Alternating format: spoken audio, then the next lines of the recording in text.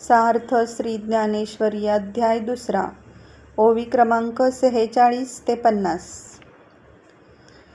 हे येणे माने दुर्धर, जे याही हुनी भोगसधर, ते असतु येथवर भिक्षा मागता भली.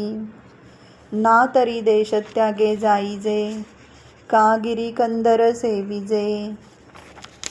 परी शस्त्र हातान धरिजे इयांवरी, देवा नवनिशती शरी, वावरोणी यांच्या जिव्हारी.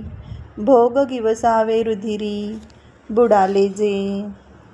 ते काढूनी काय कीजती, लिप्त केवी सेविजती. मज नये हे उपपत्ती, याची लागी. ऐसे अर्जुन तिये अवसरी, म्हणे श्रीकृष्णा अवधारी. परी ते मना नयेची मुरारी, ऐकोनिया. अर्थात इतके हे कृत्य अवघड आहे. याच्यापेक्षा राज्योपभोग श्रेष्ठ असतील तर ते असोत बिचारे, पण त्यापेक्षा भिक्षा मागणेच बरे.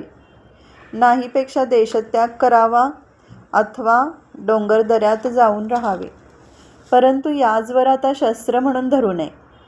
देवा, नवीन पाजळलेल्या बाणांनी यांच्या मर्मस्थानी प्रहार करून त्यांच्या रक्तात बुडालेले भोग आम्ही शोधित बसावे काय? ते प्राप्त करून ते रक्तात बुडालेले भोग बाहेर काढून काय करावयाचे आहे?